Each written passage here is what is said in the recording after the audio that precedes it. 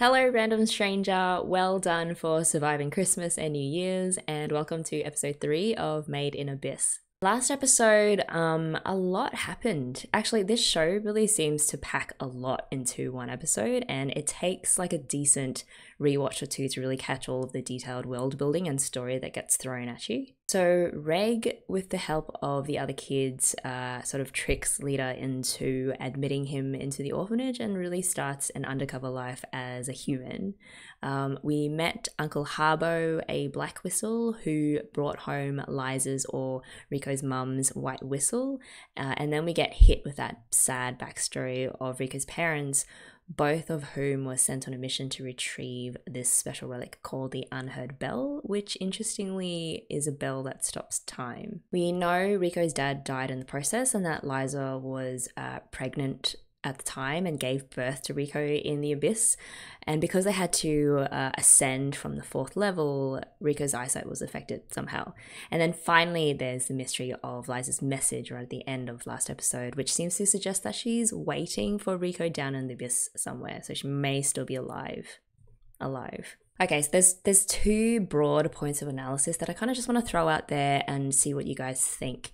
The first is about the politics and the culture of Orth, which I found really, really fascinating, and a couple of you left some interesting comments about that for last episode. The other point is kind of a more serious one. I don't really know quite how to put it, but it was like a little red flag just popped up when I rewatched episode 2, and it does involve some thoughts around child abuse and sexual assault and how that's portrayed in media. So fair warning, remember you're welcome to skip these discussions. There are timestamps down below if you want to do that. Okay, so first off, politics and culture. So I'll actually pull up a comment from Han Khan because I think they put the finger on why it feels a little bit bizarre the way that the society in Orth is constructed. So Han Khan wrote, the society and traditions seem disturbing at times, but I think these are actually the manifestations or consequences of living in Orth. The place exists solely because of the Abyss. All the people in that city are connected to it in some way, desire to explore the unknown, wanting to exceed their limits and reaching somewhere that they cannot even imagine. And then, even though it is a very dangerous place, challenging the Abyss is what cave raiders live for. It is because of the very nature of humans that they cannot escape from its glamour, no matter what the consequences might be. And then there's this sentence that really kind of turned a light bulb on in my head, is the people of Orth actually reflect the cruelness of the Abyss itself. And then they go on to talk about like how in this sort of environment, kids also have to grow up really quick as well. So yeah, thank you for that awesome comment, because it helped me make sense of why there is this whole bizarre celebratory mythology around the whistles. At the so-called Resurrection Festival, the way people were talking about Liza as though her soul had finally returned home with her whistle and that she can finally go to rest was as though there's something almost spiritual about becoming a whistle. They almost deify the brave souls who sacrifice their lives to go deep into the Abyss and bring back relics that change the world. But we know that Liza, the real person behind the legend, was kind of a mess, at least according to Lita, who actually knew her. So it feels like there's something a lot darker going on behind the shiny exterior of the whole industry and the propaganda that tries to sell this whole hero aspect of cave raiding as humans, overcoming their limitations and conquering the final frontiers. I think it's also a convenient way to recruit young, impressionable minds, or really just to get a whole society on board with what's happening and to get them to keep sacrificing in order to do the powers that be's bidding, i.e. to raid the Abyss for profit and power. Which leads me to a comment by Super Quack Duck, which mentioned that the rules of the society are comparable sort of to the age of exploration.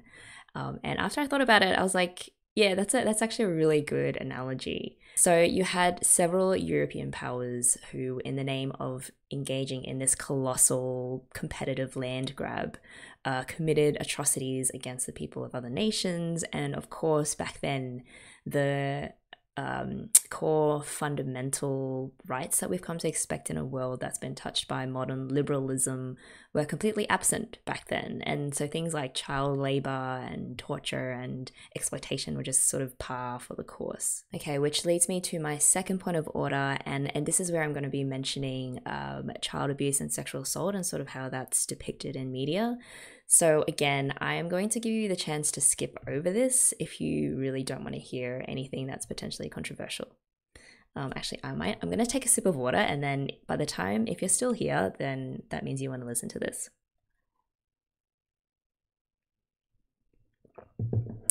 Okay, so this next point on rewatch, it kind of jumped out at me a lot more, especially when I paid more attention to the like 30 something or so seconds of dialogue with from Rico, when we find out that Reg is an obeyed, or like a special relic, so he's not human.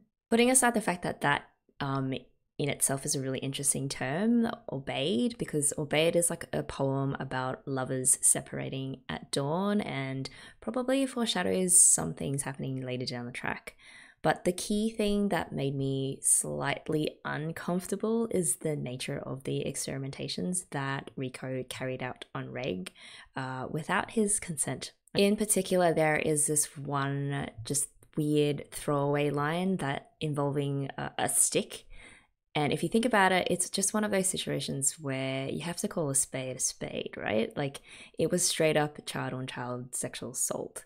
Add that to the stringing up children naked as a punishment, and this tiny red alarm started flashing in my head.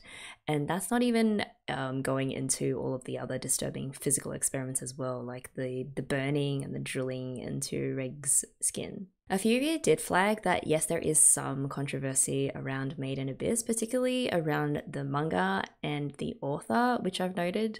But as a reactor, it's such a strange position to be in, because I'm trying to go into this completely blind, and I really know nothing about anything external to the few episodes that I've watched of the anime. But there are definitely general high threshold parameters that apply to any piece of media that wants to include aspects of child sexual abuse in text, which I kind of want to lay out here to help logically reason through why this red flag was raised in my mind, and also to get your guys' opinions on this, because I want to keep an open mind as possible moving forward. And also, I'm really not expecting there to be like 100% agreement around this. Okay, so whether on-screen child sexual abuse or assault, or really any kind of sexual assault in a piece of media is warranted or just really, really bad taste depends on three things, right? It's context, context, and context. Is it absolutely critical to character or plot development, or is it just kind of thrown in there to be played off as an offhand joke, or just for pure shock value? Or is there like a clear satirical message that the media is trying to convey? Just as an example, I'm someone who really enjoys watching The Norsemen on Netflix and listening to the history podcasts that Cameron Riley and Ray Harris put out. And in those shows, there are jokes about rape and incest and penises like galore. But context is key. So they're both pieces of media that deal with historical events, and the satire around how brutal those time periods were is front and center. They're not everyone's cup of tea, and I can understand why people sort of prefer not to watch those kinds of shows, but I am not one of those people. Which is why it was really interesting for me when watching Made in Abyss, that for some reason, when it's, suggested child abuse or is explicit about it sometimes, it feels different to those shows, and not in a good way. It's still early days for me, but a bit worryingly, it feels like the random child abuse or child nakedness is sort of thrown in there for no bigger purpose.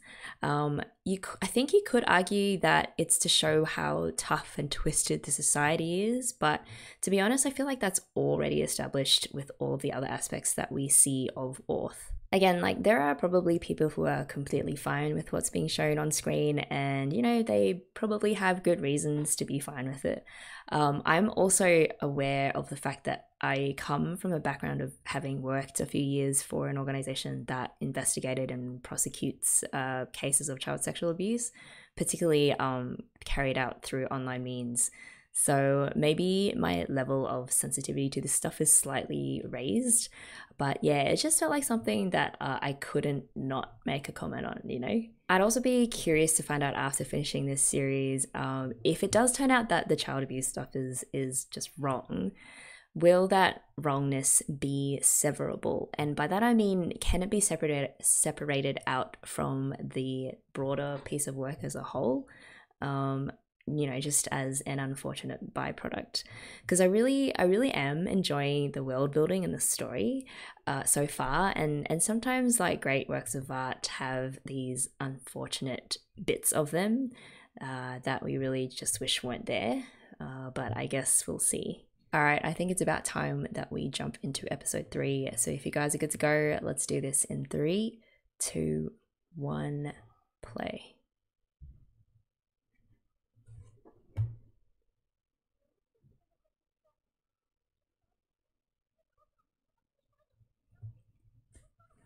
Was it though?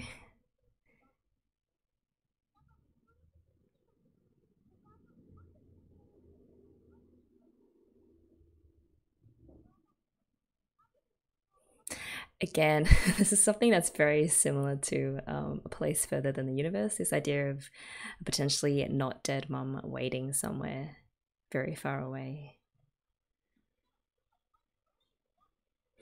That's right. Apparently you can't come back as a human if you go down far enough.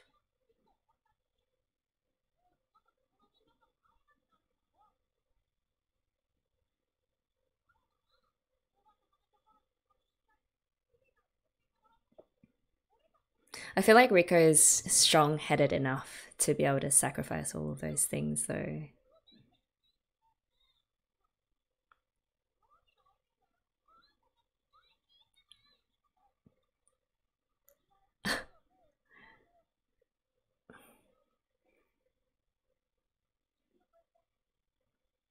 Sound effect when she's whacking him in the head does not sound like the right one.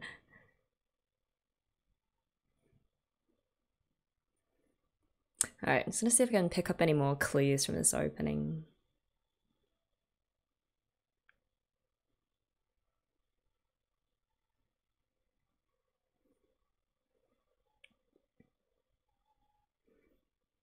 Oh yes, and thank you to the person who confirmed that yes, the opening is definitely sung by the voice actors for Reg and Rico.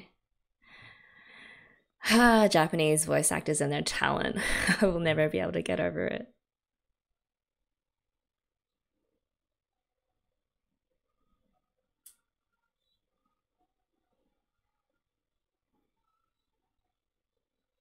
It's interesting because I feel like what they're going for with the whole humanity thing is that, ironically, because Reg is a robot, but he probably has the most humanity out of all of them, at least definitely compared to Rico, who is a little bit, well, a lot insensitive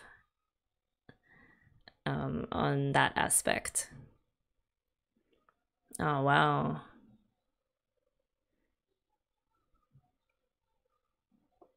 I wonder if as I go down to each level, it's just very different environment and atmosphere for each level. I'd love to see that.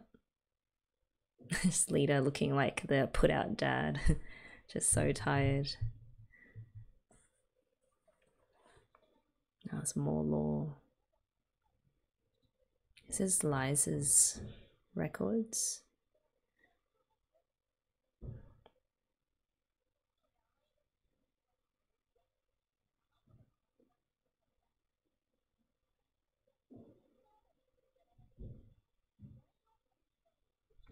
Empressure.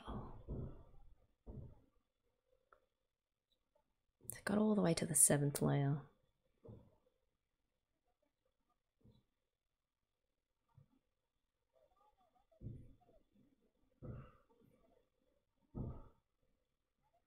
It's the voice of a true explorer who will just throw their life away just to have the adventure of a lifetime.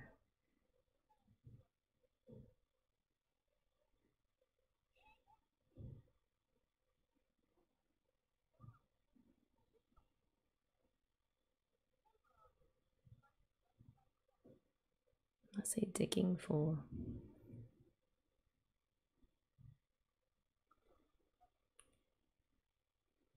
Superhuman strength.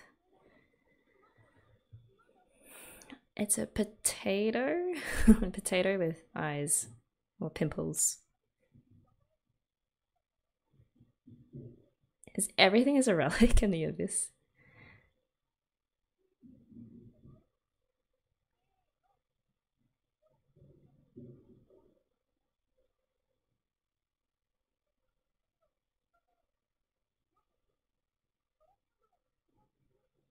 It's right, like everything has value in the abyss.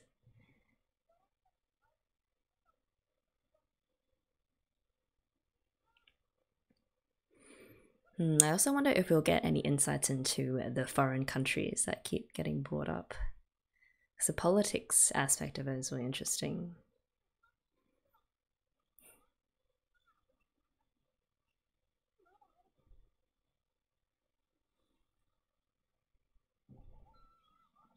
It's like his first corpse.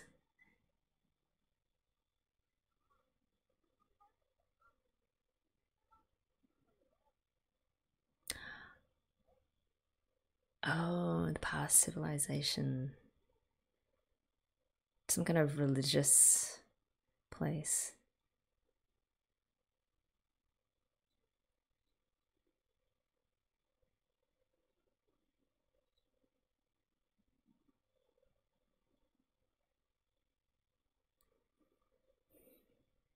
I wonder, there must be some hint of truth in this story.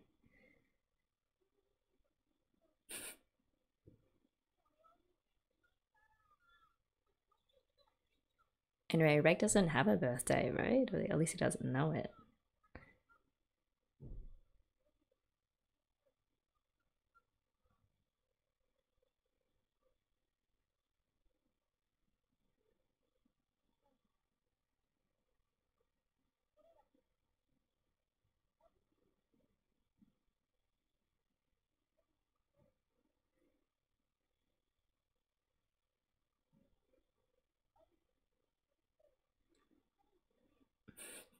It'd be so bad if they like go all the way down to the abyss and it's the answer is just nothing. There's nothing. Just one endless void with no answers.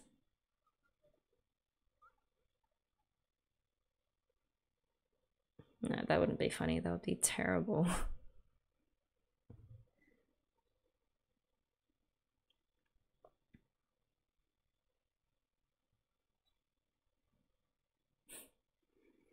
Just Rico being super unproductive. It's ruining her tools.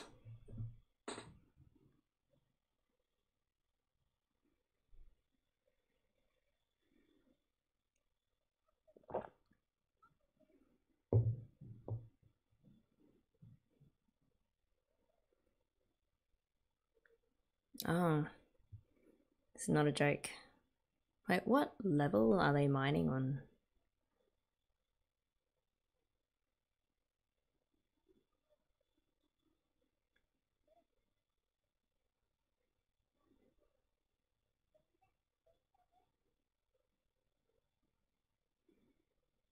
Also, I want to know, are they cave raiding so to kind of pay the school fees or something for the orphanage?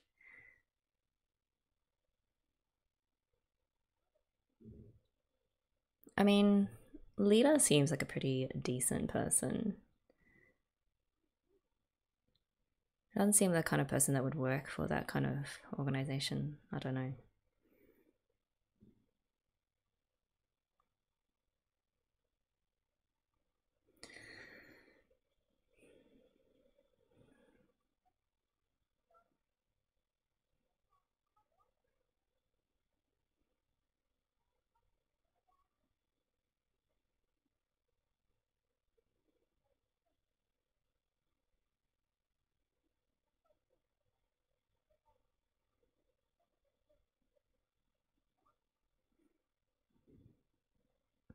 Oh, I thought it was assumed that he would go with her.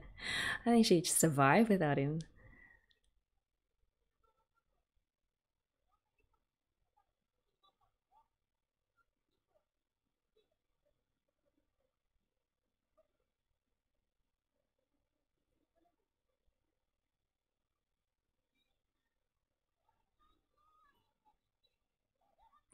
It doesn't matter that she tried to like burn him and drill through his body.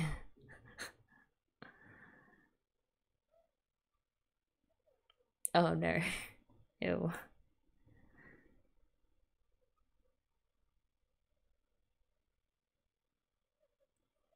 It's Guardian Knight.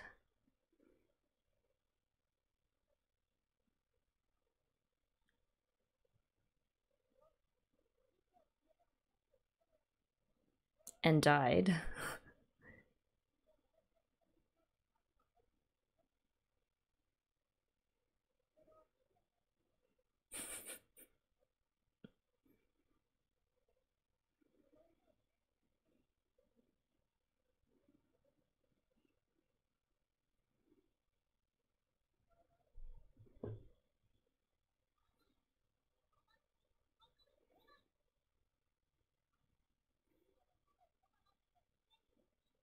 He does have that flaming laser thing. That'll come in handy.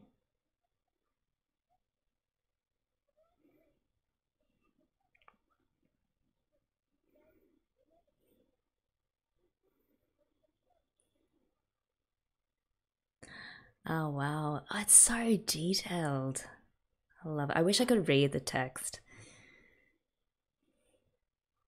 It kind of reminds me of those maps that they used to do again in the Age of Exploration. It'd just be like really artistic illustrations because honestly, no one had no idea.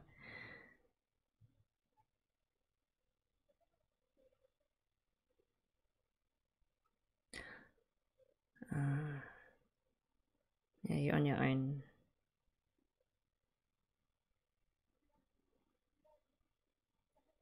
A rat guard.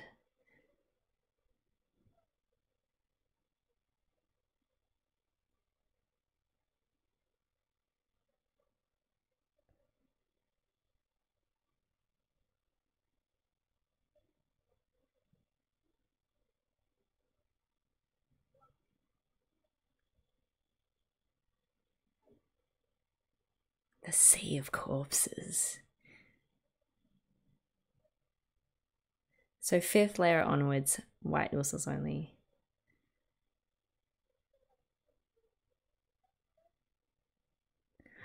There is a city in Dante's Inferno that's on one of the lower levels. It's probably not any parallels to make, but it's just interesting.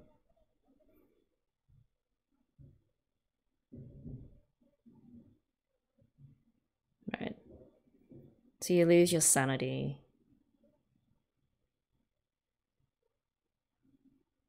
The voice of the white whistle.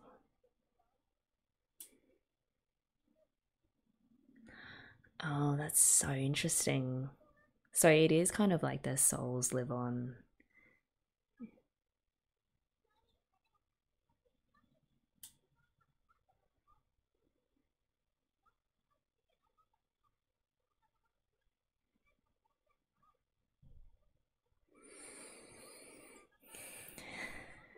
Yeah. I mean, he's just trying to be a good friend. Doesn't want her to be living in false hope. She probably knows already, though, I feel like. Just pure strength of will that she doesn't want to face up to it.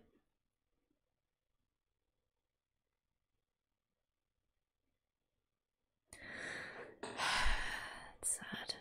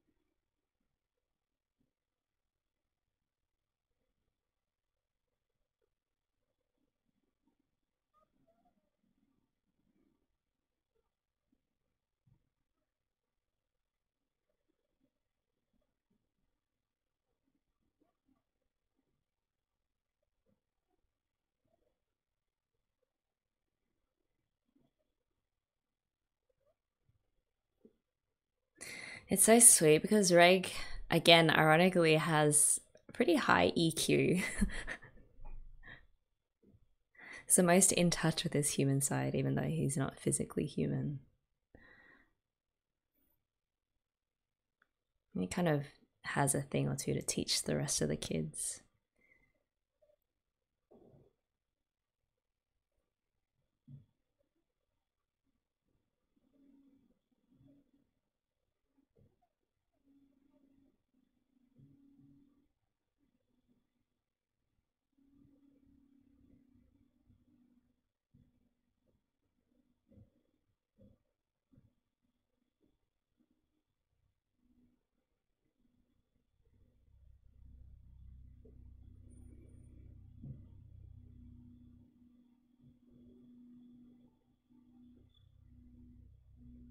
Yeah, he wouldn't not say goodbye. I really like this piano piece.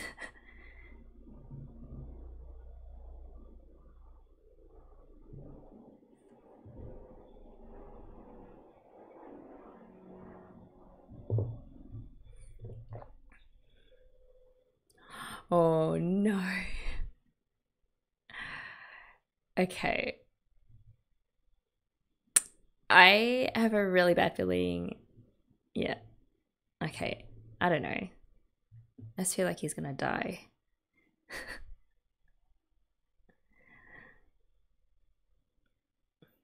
Even though he's a baby, I feel like this show will pull no punches.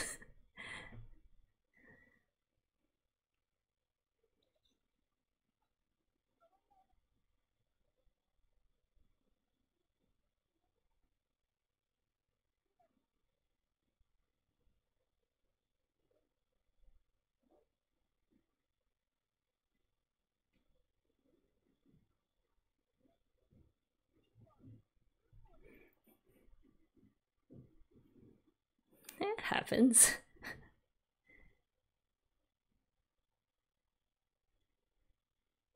He knows.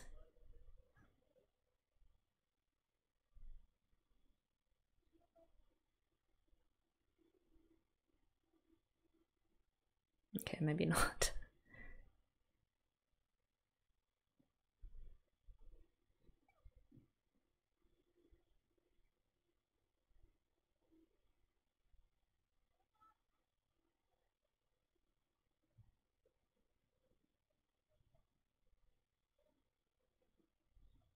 We're gonna see the slums.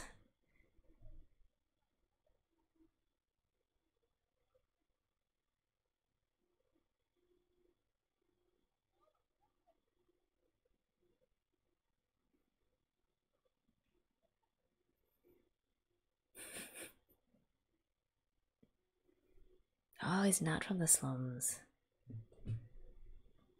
Wait, they all must be from the slums, sorry, because orphanage.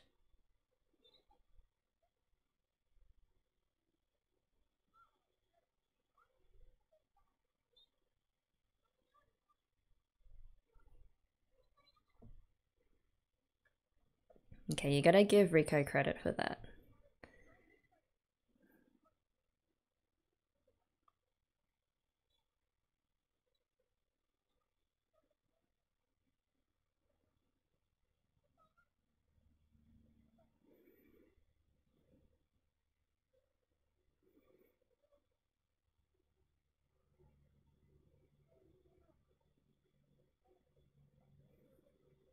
Mailbline.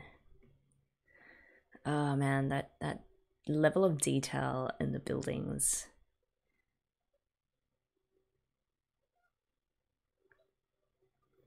It's kind of just like an entire district on stilts, just kind of built haphazardly on top of each other. Because I mean, it does take an entire underclass of laborers and stuff to support an entire city that's just built on mining. Whoa. That's just stacks upon stacks.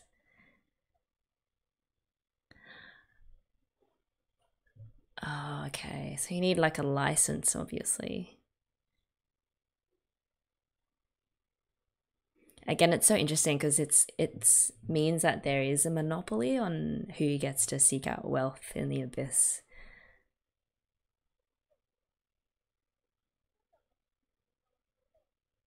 Wow, this is so real.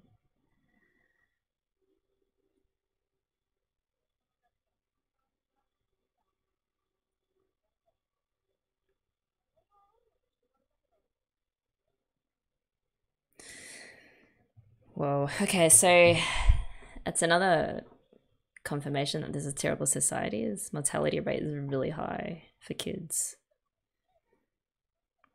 And I guess getting picked up by an orphanage is just one way to have a shot at a better life, even though orphanage is terrible as well.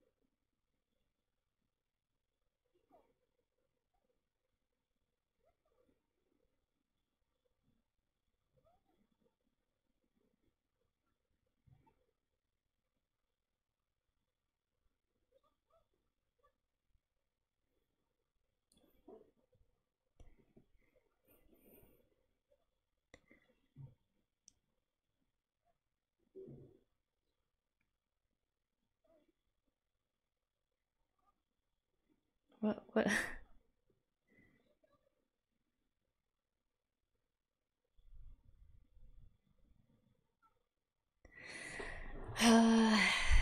Turn on the waterworks.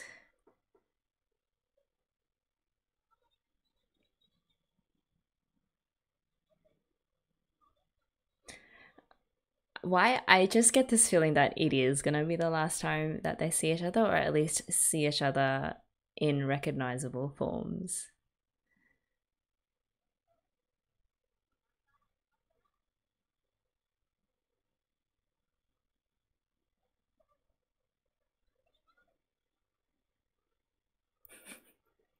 Yeah. Noise complaint. I don't know what Reg picked up. I don't know what that is.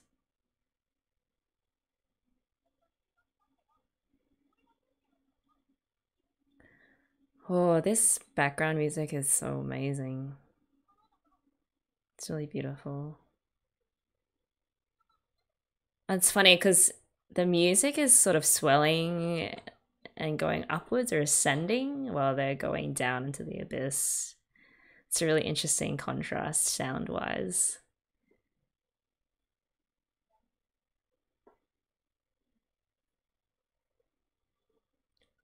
Oh, we just let go. What?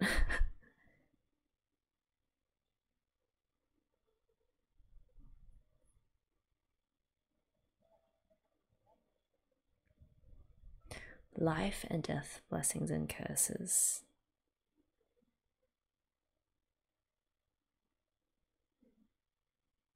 Also, who is narrating this? Are we meant to know who that is? Okay, that's still at the top. I wonder if this illustration kind of evolves as we go through the episodes. All right, so we are finally starting our descent into the abyss, and it feels like things are really going to kick off next episode. It's so funny though, because watching this one, it felt like there's a lot of foreshadowing of bad things to come. Like there was that random rumor that Nat was talking about kids dying on their birthdays, and then almost immediately after you get Reg, saying goodbye to Kiwi, the baby, who just so happens to have a birthday coming up, and Reg saying things like, "Oh, I hope you grow up nice and strong," and you just know like that's probably not going to happen. Same with the farewell between Nat and Rico, which is really touching because they're family, and when characters are like, "We will see each other again someday," you just know that yeah, it might happen. They may see each other again, but there's definitely going to be some tragic twist that'll make it really bittersweet, if not outright really sad. It was also really interesting that Rico, in her farewell, said that they are connected by the abyss, which is such an interesting turn of phrase because it feels like it refers back to how everything, like the society, its people, their lives, and their culture, all revolve around the abyss, for better or for worse. And I guess the other final piece of socio-political clue as to how the society is that we got a quick walkthrough of the slums, and there's basically like another whole underworld society that is involved in illegal cave raiding, and life there is basically poor, nasty, brutish, and short. So it makes sense that places like the orphanage exist, because when you have absolute poverty and death and suffering on the one hand, anything that affords you like a better opportunity to escape, no matter how cruel, is the better option. All right, that is it for episode 3. I'd love to know what you guys think, and it's good to be back reacting after a short break. So I will see you guys all again for episode 4 soon.